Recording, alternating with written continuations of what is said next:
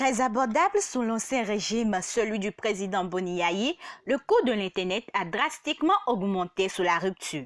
Une situation qui en son temps a occasionné des protestations de la part des populations. L'État qui dispose du monopole de la fourniture de l'Internet au Bénin le vend au réseau GSM qui, sous le joug des impôts, taxes et le profit, sont obligés de les répercuter sur les services et prestations proposées. Une situation de plus en plus insupportable pour les populations qui jugent élever le coût de l'Internet malgré les forfaits pratiqués par les réseaux GSM.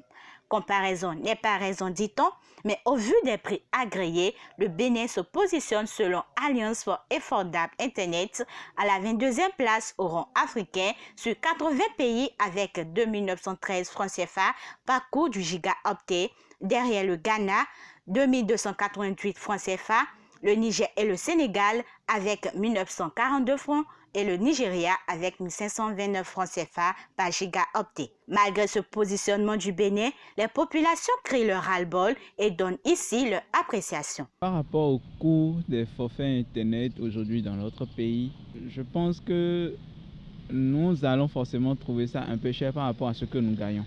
Vous savez que le pays est un peu chaud en ce moment et c'est difficile de trouver les sous pour pouvoir acheter les forfaits Internet. Et quand on regarde par rapport à avant, à combien on prenait les forfaits Internet de 150 mots, 200 mots et autres, c'est beaucoup plus cher maintenant. Mais je pense que nous devons quand même nous estimer heureux parce que les forfaits Internet sont beaucoup plus chers au Togo qu'au Bénin. Donc, moi, je pense que c'est relatif. C'est cher, ce n'est pas cher, je ne pense pas, parce qu'il y a de cela 5 ans, avec 100 francs, vous avez seulement 5 mots. Et bon, il faut dire qu'en ce temps aussi, il n'y avait pas beaucoup l'Internet.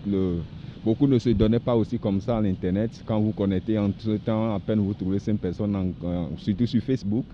Et donc, c'était à 5 mots seulement. Mais avec le temps, comme là, beaucoup ça donne maintenant. Et puis, avec la mondialisation, beaucoup se donnent à l'Internet. Même les vieillards du village, le WhatsApp est devenu aujourd'hui un truc que tout le monde sait utiliser.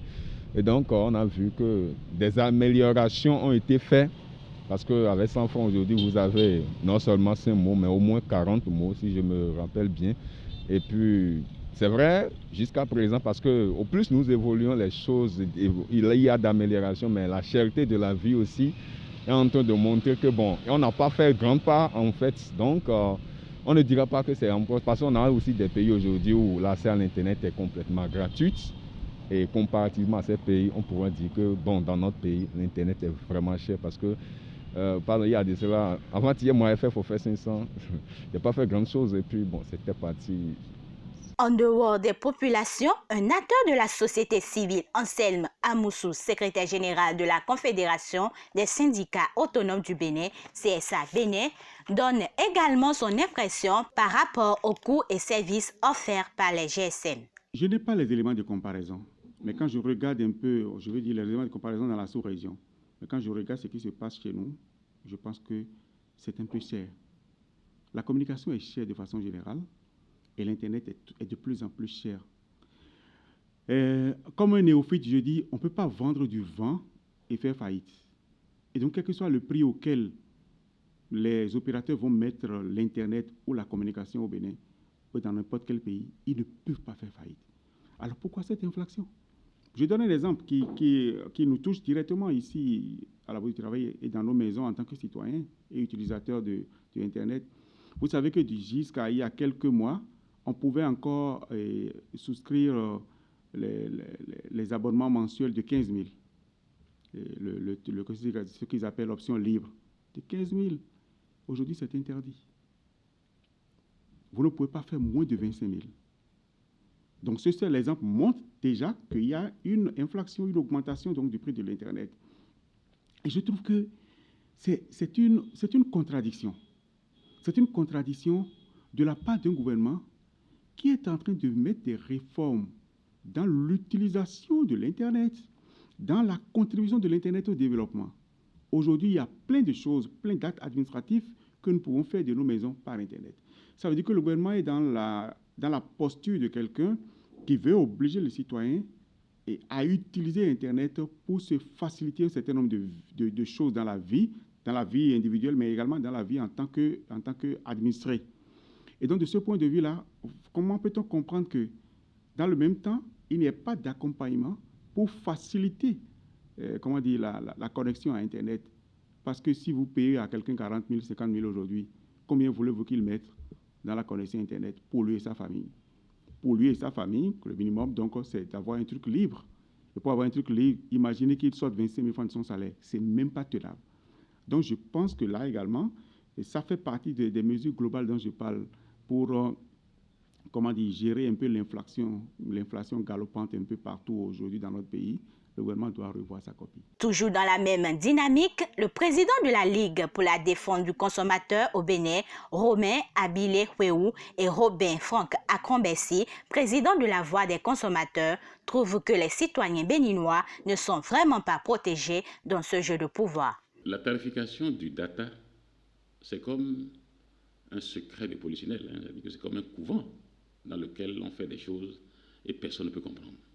Il n'y a que les opérateurs seuls qui peuvent maîtriser la tarification de l'Internet. Parce que l'Internet, c'est une technologie qui n'est pas l'apanage du Bénin. Mais il y a des acteurs qui empruntent des routes pour permettre aux usagers de ce réseau-là de transporter du contenu. Aujourd'hui, on transportait avant du texte, des images. Nous transportons de la vidéo aujourd'hui et d'autres choses. Donc, l'opérateur facture le paquet que l'usager transporte. Même le régulateur a des difficultés pour contrôler ça, pour maîtriser la tarification du data. Donc, mais il faut reconnaître qu'en fonction du marché dans lequel les acteurs se retrouvent, les opérateurs trouvent le meilleur moyen de rendre accessible en termes de coût la tarification de l'Internet. Les pays qui ont de grandes autoroutes, les autoroutes, ce sont les câbles marins, la fibre optique. C'est ça que nous appelons dans ce langage-là les autoroutes. Les autoroutes, ce sont les infrastructures qui permettent qu'un opérateur, lorsqu'il veut vendre du service Internet à des abonnés, il dispose de la capacité pour faire passer beaucoup d'abonnés. Si le marché est petit, l'opérateur paye quand même des droits de passage à l'État, les fréquences qu'il loue, beaucoup de taxes qu'il paye, qui sont des taxes même des fois régionales, des fois se greffent sur le prix unitaire de la facturation. Donc, si nous avons un petit marché, des fois le service coûte cher. Mais quand nous avons un grand marché, le service peut coûter moins cher. Ça, c'est un aspect. Le deuxième aspect, si nous avons un opérateur dans un pays qui ne fournit que le service d'Internet, ou deux, c'est une menace sur le prix. Parce qu'il peut y avoir des ententes illégales sur la fixation du prix. Je ne dis pas qu'au Bénin, il y a des ententes illégales. Mais quand le marché n'est pas grand, le risque que le coût du service soit un peu cher est élevé. Mais le Bénin a quand même fait du chemin. Nous avons été pratiquement l'un des premiers pays de la sous-région à vendre du service Internet à partir de 1995. Ça fait quand même beaucoup de temps que nous avons mis. Donc les acteurs qui vendent du service Internet au Bénin doivent avoir déjà maîtrisé le marché et mettre en place un modèle de coût qui leur permet de vendre du service à un prix raisonnable aux abonnés du Bénin. Aujourd'hui, le Bénin, en termes de coût d'Internet, je ne pourrais pas dire qu'il est le moins cher ni qu'il est le plus cher. Ce que je sais, ce n'est pas facile pour les abonnés Internet du Bénin à pouvoir vraiment communiquer librement, comme nous le disons, parce qu'au niveau global, nous sommes battus pour que la communication soit intégrale, totale et abordable, mais le Bénin n'est pas encore à ce niveau-là. Nous n'avons pas fait l'étude comparative aujourd'hui sur les coûts qui sont pratiqués par les opérateurs en termes de fourniture de services Internet. Mais certains pays étaient déjà moins chers que nous. Le premier dans la sous-région était le Sénégal. Mais le référentiel doit être la taille du marché. C'est très important. Le Bénin est particulier souvent dans les coûts de certains services. Je ne peux simplement que dire aux dirigeants actuels de faire des efforts lorsque nous voulons ouvrir le Bénin, lorsque nous voulons promouvoir les nouvelles technologies, pour promouvoir l'agriculture, promouvoir la médecine à distance, promouvoir le marché en ligne, promouvoir l'ouverture des savoirs. Il faut que le coût de l'Internet tel qu'il est pratiqué aujourd'hui au Bénin soit revu.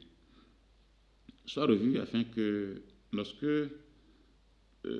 ma sœur qui est au marché de Dantopa, ou mon frère qui est à l'université, ou un ami qui se trouve dans son bureau, dans son cabinet d'études, à Latitengu, s'ils veulent utiliser l'Internet pour apprendre, pour envoyer de l'information, pour rechercher des prix sur le marché, qu'ils puissent l'utiliser à un coût abordable. Parce que sans cette analyse globale sur la diversité des utilisations de l'Internet et sur l'économie d'échelle que cela pourrait avoir, si nous continuons de maintenir les prix d'Internet à ce niveau-là, les opérateurs télécoms vont se faire un peu de marge, mais ils ne feront pas de grande marge. Plus on a du volume, plus on fait des marges. Mais lorsque le volume des utilisateurs n'est pas élevé, les marges sont minables. J'ai des informations sur les chiffres d'affaires qu'ils font par an, parce que je suis aujourd'hui au niveau de la Banque centrale, au niveau du Conseil national de crédit, au niveau de la Banque centrale. Mais ce n'est pas encore aussi élevé. La Suisse est un petit pays. Les opérateurs télécoms de ce pays-là font des chiffres d'affaires énormes. Ils font des marges énormes. Parce qu'il y a une politique tarifaire qui favorise l'utilisation massive du service. Donc c'est important que, sans jeter des pierres à quelqu'un, c'est important que le régulateur regarde de près les coûts de l'Internet en comparaison du niveau de vie, du pouvoir d'achat des utilisateurs, afin que, même si on ne peut pas imposer, puisque les prix, la fixation des prix par les opérateurs est libre. Le mécanisme est encadré juste par le régulateur. Donc, que le régulateur propose un modèle de révision des tarifs de l'Internet aux opérateurs afin qu'ils puissent quand même permettre que les usagers, même si le marché n'est pas grand, l'utilisent abondamment. Vous savez, l'Internet, c'est devenu la denrée à grand usage ou à fort usage. Ça fait partie aujourd'hui des produits de grande consommation. Il n'est pas un secteur d'activité, il n'est pas un besoin vital aujourd'hui dont vous pourriez jouir sans faire recours à Internet. Vous prenez l'accès à l'information tout simple, qui est un droit pour tous les citoyens de la planète. Vous utiliserez Internet pour y avoir accès. L'étudiant, l'apprenant, il a besoin de l'Internet non seulement pour s'informer, mais aussi pour suivre des formations. Vous prenez le coût de vie du Béninois rase le sol actuellement. Et lorsque vous prenez le pouvoir d'achat du consommateur béninois, il ne lui permet plus de vivre. Tout au plus, il vivote. Bien entendu, il y a une catégorie de Béninois qui a de l'intelligence financière et qui s'en sort. Mais c'est véritablement une large minorité. Nous avions des tares dans le pays, il faut le reconnaître. Ces tares, on ne peut pas les corriger du jour au lendemain. Donc, il va falloir un temps d'adaptation. Au vu de ce constat amer qui asphyxie les populations, les citoyens, les acteurs de la société civile et les associations de défense des consommateurs invitent le gouvernement et les opérateurs GSM à revoir le coût de l'Internet pour que la révolution numérique soit véritablement amorcée au Bénin. Puisque c'est une affaire des opérateurs GSM, je pense que c'est l'État, nos gouvernants qui vont vraiment essayer de voir les impôts pour que nos opérateurs GSM puissent revoir un peu la hausse ou bien les tarifs un peu, parce que c'est les mêmes opérateurs qui interviennent aussi dans les pays dans lesquels nous sommes, disons aujourd'hui que l'Internet est gratuit. Donc c'est parce que les conditions dans les pays, les conditions de collaboration, les relations entre l'État ont été un peu favorables, qu'ils ont pu élargir les choses pour que les tarifs soient abordables aux populations. Propriétaire responsable du bien-être social de tous les citoyens, que le gouvernement puisse également discuter avec les opérateurs et leur imposer un certain nombre de choses. Parce qu'aujourd'hui, quand vous discutez avec les opérateurs, ils disent c'est parce que l'État nous impose des impôts, nous impose des taxes, etc., que nous sommes obligés donc de réajuster. Donc, le gouvernement doit comprendre qu'à chaque fois qu'il fait une augmentation par rapport aux opérateurs, eux, ils ne payent jamais, ils répercutent ça sur le consommateur final que nous sommes. Et donc, de ce point de vue, c'est un aspect de la gestion, de la gouvernance que le gouvernement doit prendre en compte pour réguler et pour limiter un peu les dégâts. Nous n'avons aucun moyen. Les associations des consommateurs qui sont censées nous protéger, nous on leur fait confiance. C'est à eux de faire ce qu'il faut. Le gouvernement, les institutions de contre-pouvoir, là, c'est qui ont, eux, ils ont les moyens, le gouvernement met les moyens à leur disposition pour faire le travail, mais ils n'ont qu'à faire leur travail. Chacun n'a qu'à faire son travail. Nous apportons ce que nous pouvons apporter en tant que citoyens ordinaires. Nous achetons les crédits, nous faisons des choses parce qu'aujourd'hui, on est liés. Sans portable, sans Internet, aujourd'hui, vous ne pouvez rien. Mais maintenant, tout ce que nous demandons, c'est que chacun fasse son travail. Les associations de consommateurs, les institutions qui sont... Que chacun fasse son travail pour que la population puisse trouver...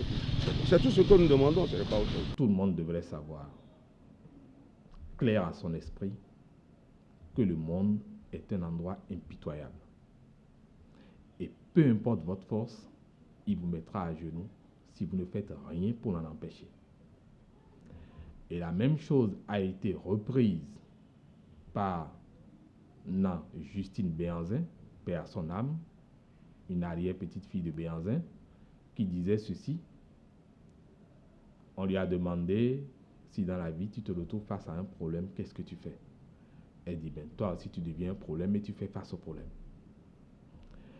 Nous les Béninois, dans la logique de maintenir la paix, d'être pacifiques, nous finissons par devenir passifs.